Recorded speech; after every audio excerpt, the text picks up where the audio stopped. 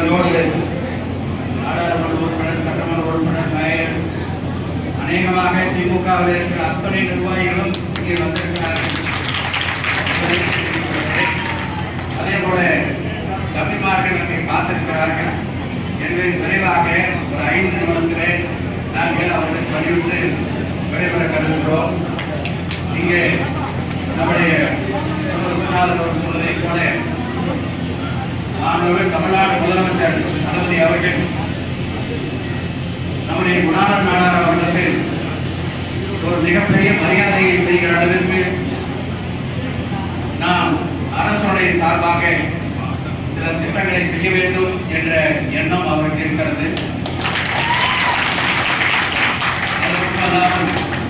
உங்களை நான் கேட்டுக்கொள்வது, இந்த சமுதாயம் என்பது குணாளன் நாடார் என்பவர் பொதுவாக இந்த நாட்டுக்காக தன்னை அர்ப்பணித்து தன்னுடைய உயிரை விட்ட ஒரு பெருமகனார். ஆனால் இந்த சமுதாயம் மிக ஒரு வலுவான சமுதாயம் என்பதை எல்லோரும் அறிவார்கள். எனவே இவ்வளவு பெரிய வலுவான சமுதாயம் அனைவரும் ஒன்றாக இணைந்து குணாளன் நாடார் அவர்களுக்கு ஒரு சிறந்த நினைவிடத்தை நம்முடைய மாவட்டத்திலே அமைக்க வேண்டும் என்பது நாங்கள் ஏறத்தாழ ஒரு 2-3 ஆண்டு காலமாக அதை பற்றி பேசிக் கொண்டிருக்கிறோம். திராவிட முன்னேற்ற கழகத்தில் இருக்கிற பல நிர்வாகிகள் பல இடங்களை பார்த்து எனக்கு அதை காட்டி இருக்கிறார்கள். நமக்கு இடம் பிடித்த பின்னாலே இங்கே இருக்கிற மற்ற தலைவர்களிடத்திலே அதை காட்டலாம் என்று நாங்கள் அதை கொஞ்சம் தேர்வு செய்து கொண்டிருக்கிறோம்.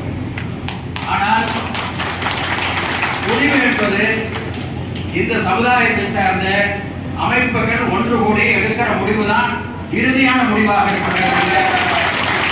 நாங்களாக எதையும் கண்டிப்பாக செய்ய போவதில்லை. நாங்கள் உங்களோடு இணைந்து செய்ய வேண்டும் என்று கருதுகிறோம். எனவே எங்களை நீங்கள் ஒதுக்கிவிட்டு விடாதீர்கள் என்றுதான். எனவே அடுத்த ஆண்டு நாம் ஒரு புதுமையான அருமையான இடத்திலே இந்த நிகழ்ச்சியை அத்தனை பேரும் ஒருவர் இல்லாமல் அத்தனை பேரும் ஒன்றிணைந்து அதை கொண்டாட வேண்டும். இன்னும் மற்ற மாவட்டங்களிலே, இன்னும் தென் மாவட்டங்களிலே எங்கே இருந்தாலும் சரி, ஈரோட்டிலே செய்திருப்பதை போல நாம் செய்ய வேண்டும் என்ற ஒரு எண்ணம் வருகிற அளவுக்கு நாம் அதை செய்ய வேண்டும் என்று நான் இந்த நேரத்திலே கேட்டுக்கொள்கிறேன். அதுதான் நாம் மாவீரன் குணாளன் நாடாருக்கு நாம் செலுத்துகிற மிகப்பெரிய மரியாதையாக இருக்கும் என்று நான் நம்புகிறேன்.